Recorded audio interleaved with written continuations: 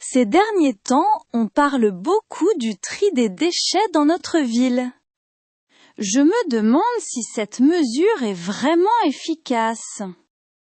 Oui, j'ai remarqué ça aussi. Personnellement, je pense que c'est une bonne idée, mais elle n'est pas toujours facile à appliquer. Selon toi, quel est le principal avantage du tri des déchets pour l'environnement? Le tri permet surtout de faciliter le recyclage. Les déchets sont mieux séparés et peuvent être traités plus efficacement. Oui, et grâce au recyclage, on réduit la quantité de déchets qui finissent dans la nature. Exactement. Ça permet aussi de limiter la pollution des sols et de l'eau. J'ai également entendu dire que le tri des déchets aide à économiser les ressources naturelles. Oui, parce qu'on peut réutiliser certains matériaux au lieu d'en produire de nouveaux. Malgré ces avantages, beaucoup de gens trouvent que le tri est compliqué au quotidien. C'est vrai. Certaines personnes pensent que ça prend trop de temps et demande trop d'efforts. Il faut aussi bien connaître les règles. Sinon, on risque de se tromper en triant. Haha, ça m'arrive encore parfois. Je ne sais pas toujours où jeter certains emballages. Moi aussi, surtout quand les déchets sont composés de plusieurs matériaux. Quand les consignes ne sont pas claires, les gens se découragent rapidement. Et dans ce cas, le tri des déchets perd une partie de son utilité. Un autre problème important est le manque d'infrastructures adaptées. Tu veux dire qu'il n'y a pas assez de poubelles spécifiques pour chaque type de déchets? Oui, surtout dans certains quartiers anciens ou moins bien équipés. Dans ces conditions, même les personnes motivées rencontrent des difficultés. Et à force, certaines personnes finissent par abandonner. Pourtant, si chacun faisait un petit effort, les résultats seraient déjà visibles. Oui, parce que le changement des habitudes demande du temps et de la patience. L'éducation joue aussi un rôle essentiel dans ce processus. À l'école, les enfants apprennent rapidement comment trier les déchets. Et souvent, ce sont eux qui sensibilisent ensuite leurs parents à la maison. Oui, les enfants peuvent être très convaincants. Sur le long terme, cette éducation contribue à développer une conscience écologique. Mais il faut aussi que le système de collecte fonctionne correctement. Sinon, les citoyens peuvent perdre confiance dans leurs efforts. Ils peuvent penser que le tri ne sert à rien. C'est pour ça que les autorités ont aussi une grande responsabilité. Elles doivent investir dans les infrastructures et informer clairement la population. Finalement, le tri des déchets présente de nombreux avantages pour l'environnement. Mais il comporte aussi certaines limites qu'il ne faut pas ignorer. Selon moi, les avantages restent plus importants que les difficultés. Je suis d'accord, à condition que tout le monde s'implique réellement. Les citoyens, les écoles et les institutions doivent agir ensemble. C'est seulement comme ça que le tri des déchets peut fonctionner durablement. Même si ce sont de petits gestes, ils peuvent avoir un grand impact. Oui, protéger l'environnement commence par des actions simples au quotidien.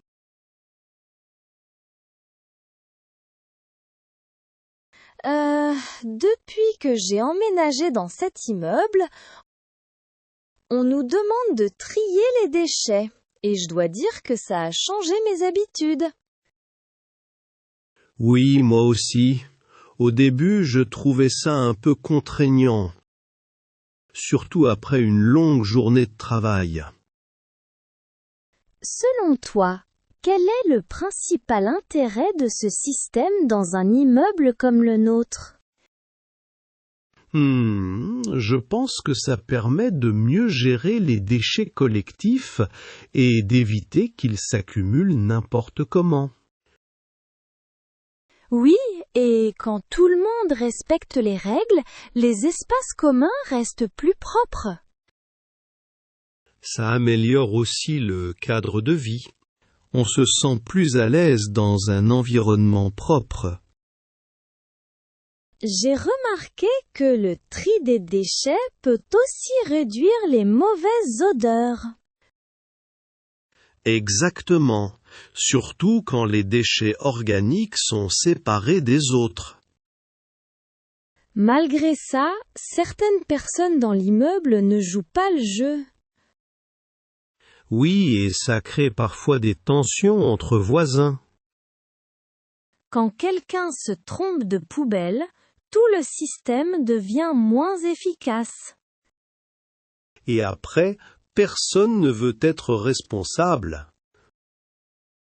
Je trouve aussi que le manque d'espace pose problème dans les petits appartements.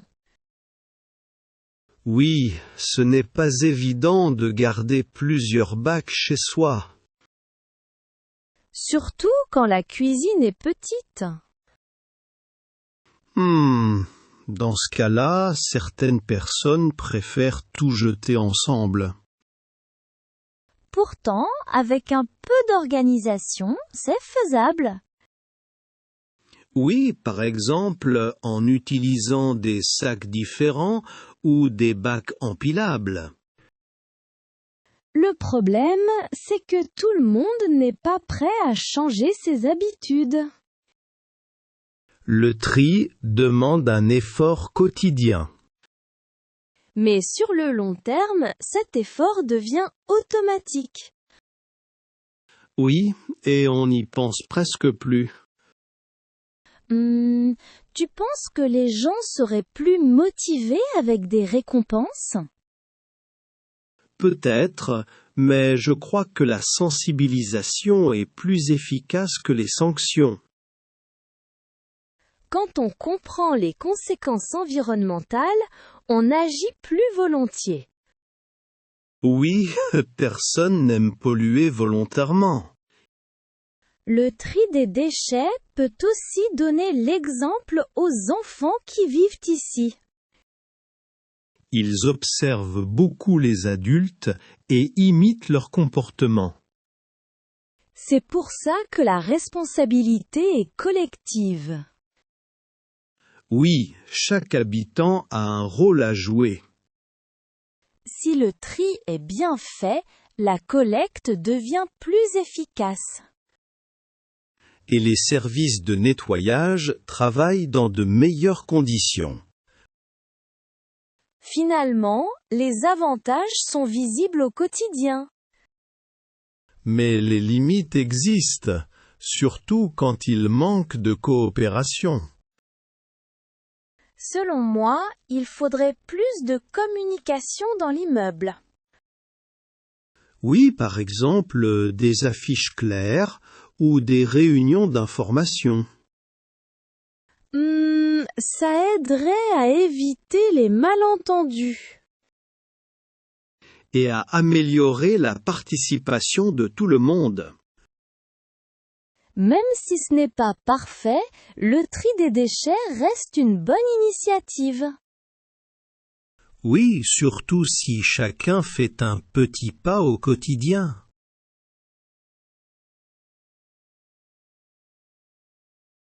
Depuis quelque temps, notre entreprise insiste beaucoup sur le tri des déchets au bureau. Je me demande si ça a un réel impact. Oui, j'ai remarqué ça aussi. Ils ont même organisé une petite réunion pour expliquer les nouvelles consignes. À ton avis, pourquoi une entreprise devrait s'impliquer dans ce genre d'initiative? Je pense que ça montre une certaine responsabilité environnementale. Ça donne aussi une bonne image de l'entreprise. Oui, aujourd'hui, beaucoup de clients sont sensibles aux questions écologiques. En triant les déchets, l'entreprise peut réduire son impact environnemental. J'imagine aussi que ça permet de mieux gérer les déchets produits chaque jour. Exactement, surtout dans un bureau où il y a beaucoup de papier et d'emballage. Malgré tout, certains collègues trouvent que le tri complique leur travail. Oui, ils disent que ça leur fait perdre du temps. Quand on est pressé, on n'a pas toujours envie de réfléchir à la bonne poubelle. Surtout pendant les périodes de forte activité. Un autre problème, c'est que tout le monde n'a pas reçu la même information. Oui, certains ne savent pas exactement ce qui peut être recyclé ou non. Dans ce cas, le tri est souvent mal fait. Et ça réduit l'efficacité du système. Pourtant, avec un peu de formation, ces difficultés pourraient être évitées. Oui, une formation simple et régulière suffirait. Penses-tu que le tri des déchets peut aussi améliorer l'ambiance au travail?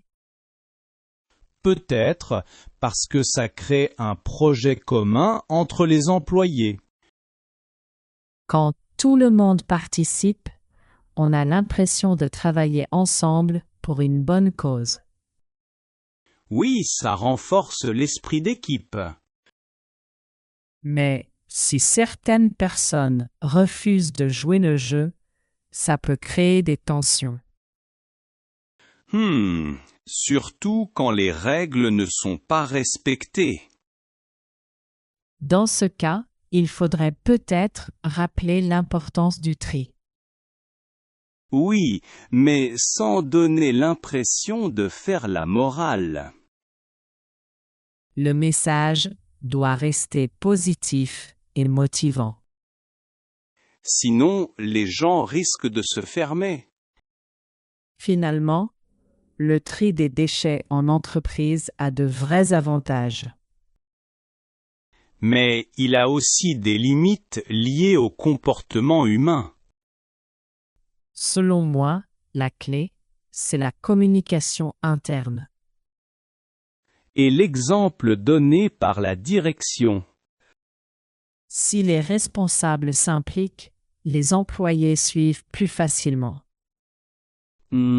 Ça rend la démarche plus crédible.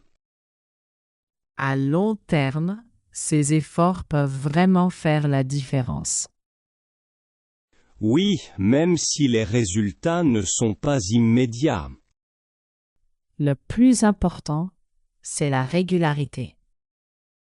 Et la volonté de s'améliorer progressivement. Finalement, le tri des déchets au travail est une responsabilité collective. Oui, et chacun peut y contribuer à son niveau. Tu as vu que la mairie veut renforcer les règles sur le tri des déchets. Il parle même de nouvelles obligations. Oui, j'ai lu ça.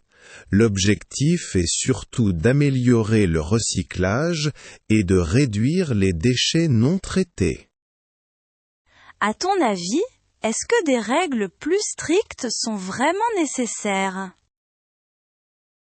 Je pense que oui. Sans cadre clair, beaucoup de gens ne font pas d'efforts. C'est vrai que les lois peuvent encourager de meilleurs comportements. Et elles permettent aussi d'harmoniser les pratiques dans toute la ville. Le tri obligatoire peut rendre le système plus efficace à grande échelle. Oui, surtout si tout le monde suit les mêmes règles. Cependant, certaines personnes trouvent ces mesures trop contraignantes.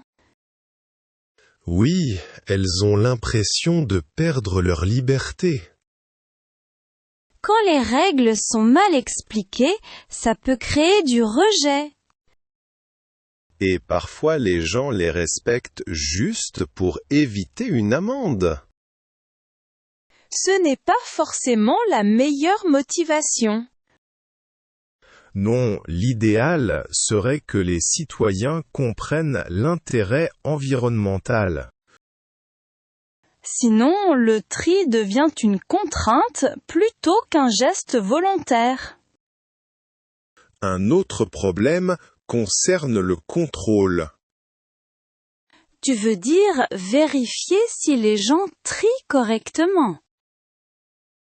Oui, c'est compliqué et coûteux pour les autorités locales. Et sans contrôle, certaines règles restent théoriques. Exactement. Il faut trouver un équilibre entre contrôle et confiance. La confiance joue un rôle important dans l'acceptation des règles. Quand les citoyens font confiance au système, ils participent plus volontiers. Mais cette confiance dépend aussi de l'efficacité du tri après la collecte. Oui, si les déchets sont mélangés ensuite, les gens se sentent trompés. Dans ce cas, les efforts individuels perdent leur sens. Et c'est là que les critiques apparaissent. Selon moi, l'État doit être exemplaire dans la gestion des déchets. Oui, la transparence est essentielle. Informer clairement les citoyens peut améliorer l'adhésion. Et montrer des résultats concrets renforce la motivation. Finalement, les politiques publiques peuvent vraiment soutenir le tri des déchets. Mais elles doivent être accompagnées d'éducation et de dialogue. Sans ça, les règles risquent d'être mal acceptées. Et même d'être contournées. Le défi est donc autant social que technique. Oui, le tri des déchets dépasse la simple question environnementale. Il concerne aussi la relation entre les citoyens et les institutions. Quand cette relation est saine, les règles sont mieux respectées. Finalement, le succès du tri dépend de la coopération de tous. Oui, citoyens et autorités doivent avancer dans la même direction.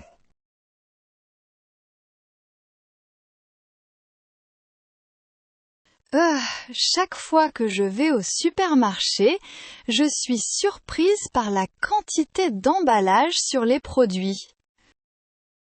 Oui, surtout pour les fruits et les légumes. Parfois, ils sont déjà emballés alors que ce n'est pas nécessaire. Selon toi, pourquoi les supermarchés utilisent autant d'emballage? Je pense que c'est pour des raisons pratiques.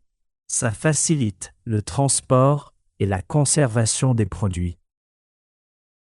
Oui, et ça permet aussi de donner des informations aux consommateurs. Par exemple, les dates de péremption ou la composition des aliments.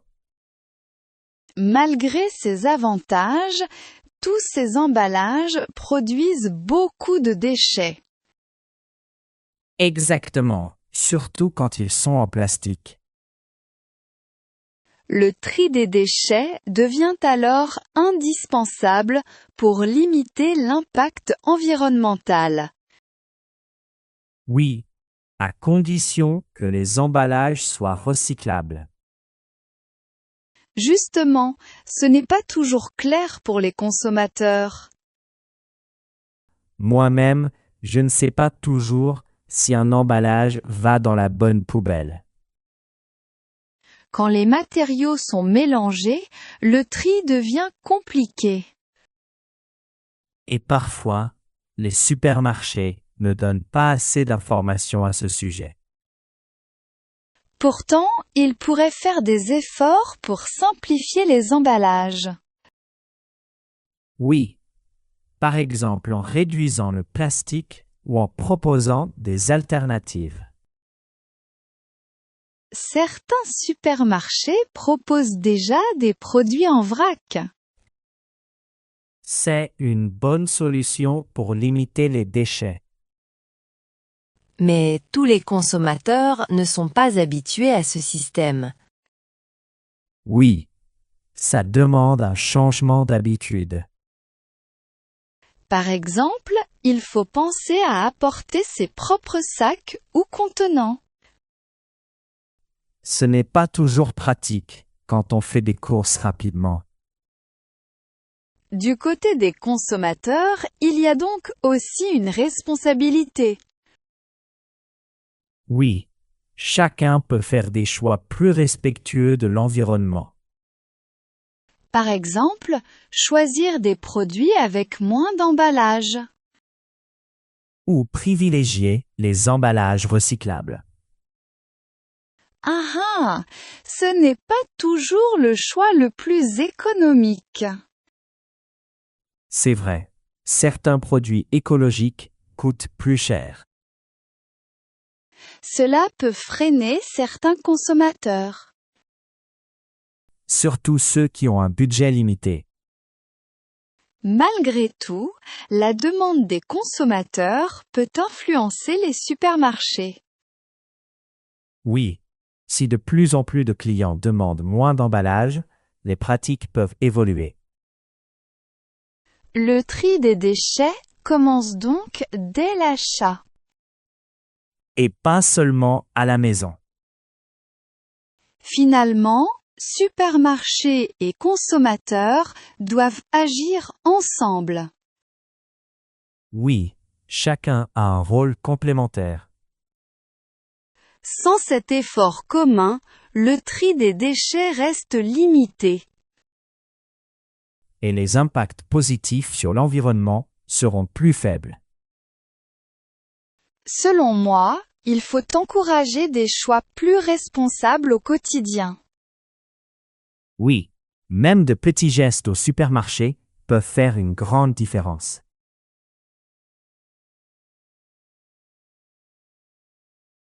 J'ai remarqué que quand on commande à emporter, il y a toujours beaucoup d'emballages en plastique. Oui, surtout les boîtes, les sacs et les couverts jetables. Ça s'accumule très vite. Selon toi, pourquoi les restaurants utilisent autant de plastique pour les plats à emporter? Je pense que c'est avant tout pour des raisons pratiques et d'hygiène. Oui, c'est vrai que le plastique est léger et facile à utiliser. Et pour les restaurants, ça permet de gagner du temps pendant le service. Malgré ces avantages, la quantité de déchets produite est énorme. Exactement. surtout quand les clients commandent souvent à emporter. Le tri des déchets devient alors indispensable pour limiter l'impact environnemental. Oui, mais encore faut-il que ces emballages soient recyclables. Justement, beaucoup de boîtes en plastique ne le sont pas vraiment. Et même quand elles le sont, les gens ne savent pas toujours où les jeter. Quand les déchets sont sales, le recyclage devient plus compliqué. Oui, surtout avec les restes de nourriture. Certains restaurants commencent pourtant à proposer des alternatives. Par exemple, des emballages en carton ou en matériaux biodégradables. C'est une bonne initiative, mais ces solutions coûtent souvent plus cher. Oui, et tous les restaurants ne peuvent pas se le permettre. Du côté des clients, il y a aussi des habitudes à changer. Par exemple, refuser les couverts jetables quand ce n'est pas nécessaire. Ou apporter ses propres contenants pour les plats à emporter. Ce n'est pas encore très courant, mais ça commence à se développer. Certains clients trouvent ça contraignant ou peu pratique. Oui, surtout quand on mange à l'extérieur sans s'organiser à l'avance. Pourtant, ces petits gestes peuvent réduire considérablement les déchets plastiques. Oui, mais il faut y penser à chaque fois. Le rôle des restaurants est aussi important dans cette transition. Ils peuvent informer les clients et proposer des choix plus écologiques. Quand ces options sont clairement indiquées, les clients hésitent moins. Ça crée une prise de conscience progressive. Finalement, les plats à emporter font partie de notre quotidien moderne. Oui, il est difficile de s'en passer complètement. L'objectif n'est donc pas d'interdire, mais de mieux gérer les déchets.